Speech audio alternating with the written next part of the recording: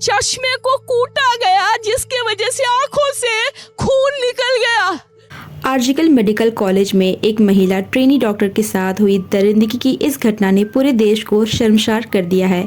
Night shift में काम कर रही डॉक्टर के साथ हुई इस हैवानियत ने एक बार फिर से दिल्ली की निर्भया कांड की याद दिला दी है। एक अकेला व्यक्ति उस बच्चे के साथ ऐसी खौफनाक दरिंदगी कर सकता था या फिर इसमें किसी और व्यक्ति का भी हाथ हो सकता है। दोस्तों, आज की इस वीडियो में हम पहले पुलिस और पकड़े गए आरोपी के बारे में बात करेंगे और फिर कुछ ऐसे ऑडियो क्लिप भी आपके सामने रखेंगे जो इस बात की तरफ इशारा करती है कि इस घटना में एक से ज्यादा लोग शामिल रहे होंगे। दरअसल बहुत मेहनत और लगन के बाद कुछ लड़के और लड़कियां नीट एग्जाम क्वालिफाई करके इस आर्जिकल मेडिकल कॉलेज में जूनियर डॉक्टर के तौर पर डॉक्टर की ट्रेनिंग लेने के लिए आते हैं। और इसी कॉलेज में एक ऐसी लड़की थी जिसने कड़ी मेहनत से पढ़ाई की, क्योंकि उसके माँ बाप का सपना था कि उनकी इकलौती बेटी पढ़ लिख कर डॉक्टर बने। और बेटी का भी सपना था कि मैं अपने माँ बाप का सपना पूरा करूं और उनको इस गरीबी के दलदल से बाहर निकालूं।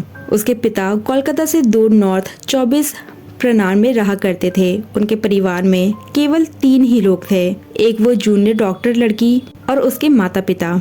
उसके पिता अपना घर चलाने और बेटी को पढ़ाने के लिए बच्चों की स्कूल यूनिफॉर्म बेचा करते थे और उन्हीं स्कूल की यूनिफॉर्म को बेचकर वो अपना घर चलाया करते थे और अपनी बेटी को पढ़ा रहे थे। उनकी बेटी ने भी धीरे धीरे MBBS की पढ़ाई पूरी कर ली थी। MBBS करने के बाद वो आर्जिकल मेडिकल कॉलेज में PG की 2nd ईयर की स्टूडेंट थी। अब उसके सामने उसका खूबसूरत करियर था, यानी उसके माँ बाप बचपन से जो ख्वाब देख रहे थे वो अब पूरा होने वाला था। उनकी बेटी डॉक्टर बनने वाली थी और उनके घर के हालात बदलने वाले थे। लेकिन अचानक 9 अगस्त की सुबह को उनके सारे सपने बिखर गए। जिस बेटी से उन्होंने 8 अगस्त की रात फोन पे बातें की, उसी बेटी की मौत की खबर सुबह सुबह उनके परिवार को मिली। माँ बाप रात को बेटी से बात करके तसल्ली से सो गए थे, लेकिन अगली सुबह इतनी भयानक होगी ये उन्हें कभी सोचा भी नहीं होगा। दरअसल trainee doctor Moumita Debnath RG Kar medical college में नाइट शिफ्ट की ड्यूटी कर रही थी। पिछले कई दिनों से नाइट शिफ्ट पर थी। उसकी ड्यूटी करीब 10 बजे के आसपास शुरू हो जाती थी और सुबह को उसकी शिफ्ट खत्म होती थी तो मौमिता हॉस्पिटल से सीधे अपने घर जाती थी, क्योंकि ये हॉस्पिटल लाल बाजार के इलाके में था। इसीलिए 8 अगस्त 2024 को भी हर रोज की तरह वो अपने घर से हॉस्पिटल जाने के लिए निकली।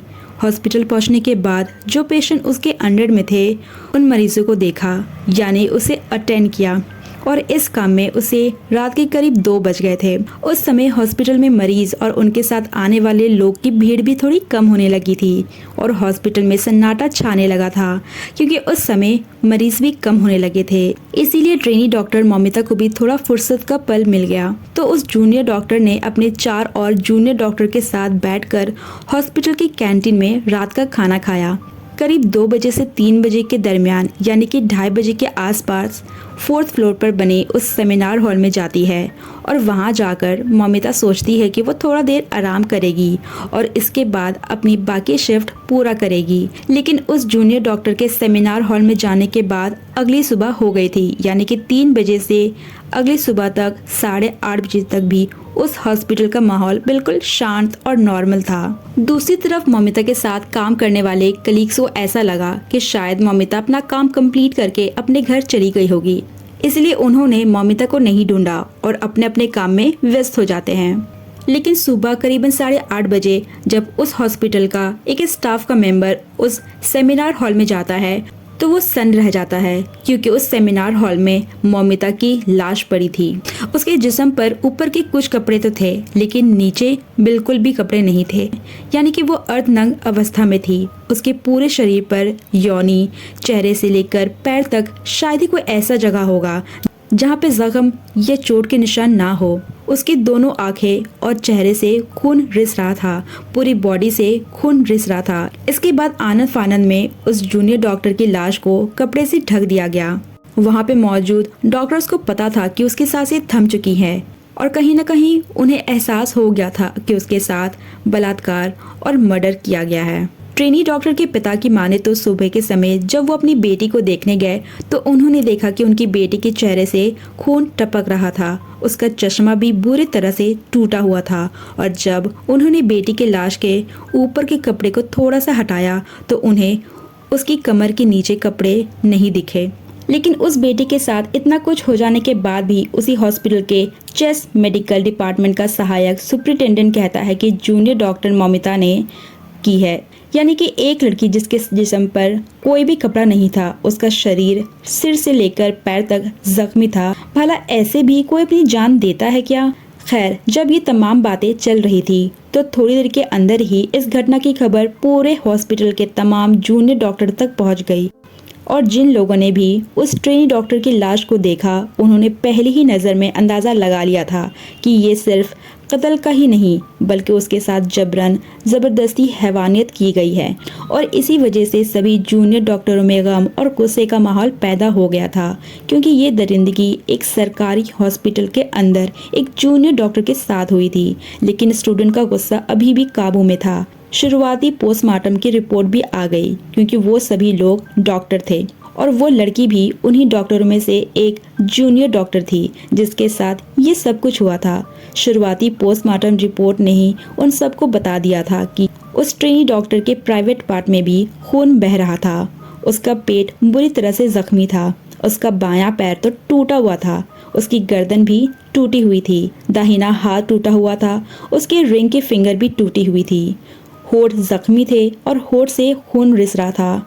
उसके जिस्म पे कई जगह पे दांत काटा गया था, यानी कि उस मासूम के शरीर को बहुत बुरी तरीके से नोचा गया था। आगे पोस्टमार्टम रिपोर्ट में था कि शायद इन सब के बाद आखिर में गला घोंटकर उसकी हत्या कर दी गई। लेकिन इस पोस्टमार्टम रिपोर्ट में भी कई चीज़ें क्लियर नहीं थी, जैसे कि ये क्लियर नहीं किया गया था कि डॉक्टर मौमिता के साथ ज़बरदस्ती हुई और ये भी क्लियर नहीं था कि उसके साथ ज़बरदस्ती मौत से पहले हुई या उसकी मौत के बाद, यानी कि ये हैवानियत जूनियर डॉक्टर के साथ जिंदा रहते हुए की गई या फिर उसके लाश के साथ की गई। खैर, जब ये भयानक पोस्टमार्टम रिपोर्ट डॉक्टरों के सामने आई तो डॉक्टरों का गुस्सा फट पड़ा और फिर देखते ही देखते पूरे आर्जिकल मेडिकल कॉलेज में डॉक्टरों ने हड़ताल कर दी, अपना काम बंद कर दिया। उन सभी जूनियर डॉक्टर्स का कहना था कि अगर सरकारी हॉस्पिटल में वो लोग सुरक्षित नहीं हैं तो फिर कहाँ सुरक्षित रहेंगे। इसके बाद धरना प्रदर्शन शुरू हो गया और फिर इसके बाद पुलिस के ऊपर भी दबाव बनाया जाने लगा। हालांकि शुरुआत में तो कोलकाता पुलिस ने भी इस केस को यूं ही अनदेखा करने की कोशिश की, लेकिन जब पता चला कि लोग बहुत ही ज्यादा गुस्से में हैं, तो अचानक मामले को हाथ से निकलता देखकर कोलकाता पुलिस को तुरंत एक स्पेशल टीम गठित करनी पड़ी। इसके बाद इस केस की जांच भी शुरू हो गई। इस मामले को चीफ मिनिस्टर तक भी पहुंचाया गया और फिर पॉलिटिक्स भी शुरू हो गई। और जब पुलिस ने अपनी जांच शुरू की तो फिर धीरे धीरे इस दरिंदगी और कत्ल की कहानी सामने आई। पुलिस ने सबसे पहले उस सेमिनार हॉल की जांच शुरू की जहां पर उस ट्रेनी डॉक्टर की लाश मिली थी, क्योंकि उस सेमिनार हॉल में कोई भी सीसीटीवी कैमरा मौजूद नहीं था जहां पर उस ट्रेनी डॉक्टर की लाश मिली थी। उस रात सेमिनार हॉल के अंदर क्या हुआ था। इसके बाद कोलकाता पुलिस ने पता लगाना शुरू किया कि उस रात जूनियर डॉक्टर कब, कहां, किस इमरजेंसी वार्ड में उसने ड्यूटी की थी। पुलिस ने उन सभी जूनियर डॉक्टर से पूछताछ की जो उस रात उसके साथ खाना खाने गए थे। उस हॉस्पिटल के ज़्यादातर डॉक्टर और स्टाफ आराम करने के लिए इसी सेमिनार हॉल में आया करते थे, लेकिन तब पर भी यहाँ पर कोई सीसीटीवी कैमरा मौजूद नहीं था। इसीलिए पुलिस ने सेमिनार हॉल के आसपास लगे कैमरों को फोकस किया। इत्तेफाक से पुलिस को 2 ऐसे कैमरे मिल गए जो उस सेमिनार हॉल में एंट्री और एग्जिट गेट को कवर कर रहा था। इसीलिए पुलिस के सामने चुनौती ये थी कि अब उनमें से किस पर शक के सामने से जो नॉर्मल कपड़ों में गुजरते हुए दिखाई दे रहे हैं। पुलिस उन सभी को अच्छे से चेक करना शुरू करती है और साथ ही हॉस्पिटल स्टाफ के जो हेड थे उन सब को बुलाकर सीसीटीवी कैमरा देखना शुरू करती है। हर एक को देखने पर पता चलता है कि उनमें से सारे हॉस्पिटल के स्टाफ ही थे सिवाय एक व्यक्ति के। पुलिस ने जब उस व्यक्ति के बारे में पूछा कि ये कौन है तो पता चला कि वो स्टाफ नहीं है, बल्कि वो तो एक सिविल वॉलंटियर यानी कि एक सामाजिक कार्यकर्ता के रूप में उस हॉस्पिटल में आया जाया करता था। उसका काम लोगों की मदद करना और उनको हॉस्पिटल में भर्ती करवाना था। उसके बारे में पूछने पर पता लगा कि उसका नाम संजय रॉय है। हॉस्पिटल के स्टाफ से पूछा गया कि संजय रॉय उस रात यहाँ हॉस्पिटल में क्या कर रहा था। हॉस्पिटल के स्टाफ ने बताया कि संजय रॉय अक्सर रात को यहाँ पे आता जाता रहता था। कई मरीज जिनको वो भर्ती कराकर चला जाता था, उनको देखने के लिए, उनका हाल पूछने के लिए वो अक्सर यहाँ आता था। अभी वो लोग इस बारे में बात कर ही रहे थे, तभी अचानक एक पुलिस ऑफिसर की नज़र संजय रॉय के गले पर पड़ी। दरअसल जब घटनास्थल की जांच की गई, उस समय मौकाए वारदात से जूनियर डॉक्टर की लाश के पास से पुलिस को उसका लैपटॉप, मोबाइल फ़ोन के अलावा उस जगह से एक नेक ब्लूटूथ मिला था, जो कि मोबाइल के ब्लूटूथ से कनेक्ट होता था। पहले तो पुलिस को लगा कि शायद ये उस जूनियर डॉक्टर का है, क्योंकि उसका मोबाइल भी वहीं पड़ा था। लेकिन जब उसको ब्लूटूथ से कनेक्ट करने की कोशिश की गई तो वो जूनियर डॉक्टर के फ़ोन से कनेक्ट नहीं हुआ। इसके बाद पुलिस ने बहुत सारे लोगों के फ़ोन से उस नेक ब्लूटूथ को कनेक्ट करने की कोशिश की, लेकिन उस समय वो किसी भी फ़ोन से कनेक्ट नहीं हुआ। लेकिन जब सीसीटीवी फुटेज में अचानक पुलिस की नज़र संजय रॉय पर पड़ी, जो करीब 3:20 के आसपास सेमिनार हॉल की तरफ जाता हुआ दिखाई दे रहा था और उसके चलने से लग रहा था कि वो लड़खड़ा रहा है, शायद वो नशे में था। लेकिन सबसे बड़ी चीज जिस पर पुलिस की नजर पड़ी थी वो थी ये नेक ब्लूटूथ।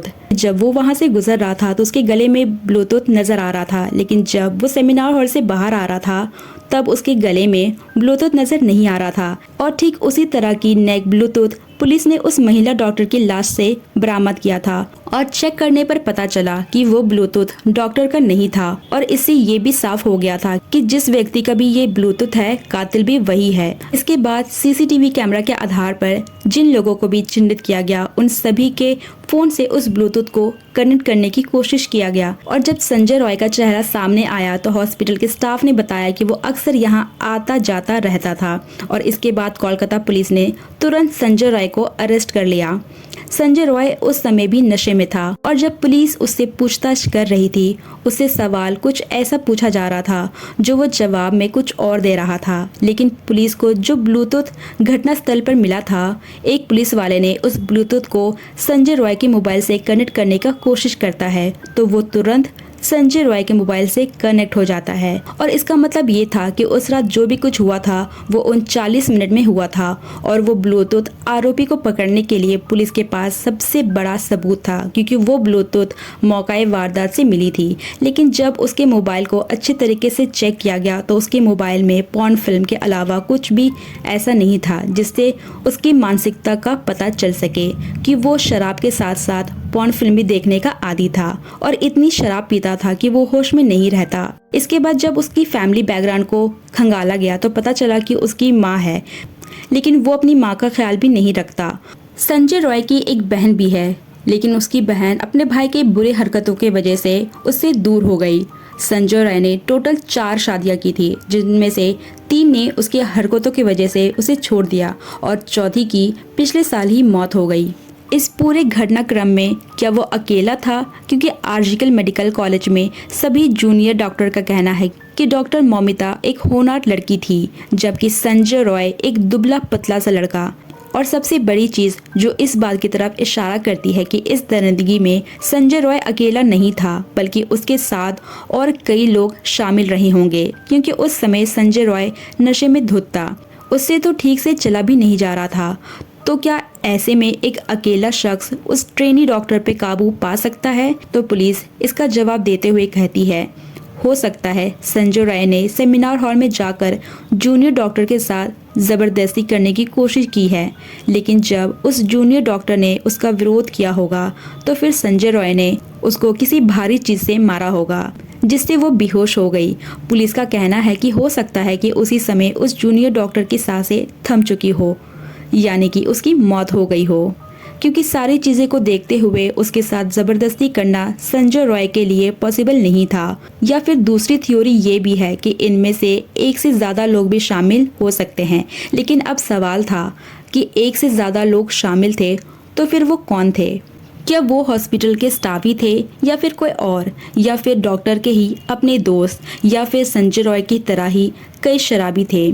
इसके बाद डॉक्टरों का गुस्सा शांत नहीं हो रहा था और फिर क्यों आरोपी के पकड़े जाने के बाद भी सीबीआई जांच की मांग की जा रही थी, और क्यों पश्चिम बंगाल की सीएम ममता बनर्जी को अपनी ही पुलिस को डेडलाइन देनी पड़ी।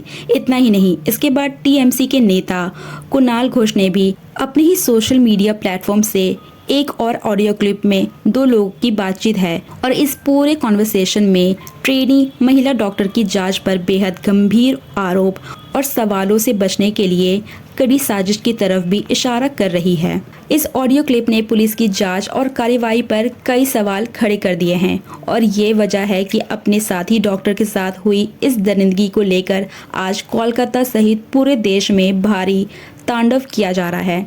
लेकिन जिस तरह की शुरू से लेकर अब तक पुलिस की इस मामले में भूमिका रही है, उस पर डॉक्टरों द्वारा काफ़ी सवाल खड़े किए जा रहे हैं, क्योंकि जिस तरह से कई बड़े अधिकारियों ने ट्रेनी डॉक्टर के परिवार वालों से संपर्क किया और उनसे ये कहा कि वो सेटलमेंट कर ले। उनके माता पिता का ये भी कहना है कि अब उन्हें पुलिस पर बिल्कुल भी भरोसा नहीं है, और न ही उनके दोस्तों को पुलिस वालों पे भरोसा है। यानी कि अब इस केस की जांच सीबीआई करेगी। सीबीआई ने इससे पहले भी बहुत सारे मामलों में जांच पड़ताल की, लेकिन सीबीआई द्वारा भी किसी मामले में इतना आसान और जल्दी से खुलासा नहीं कर पाई है।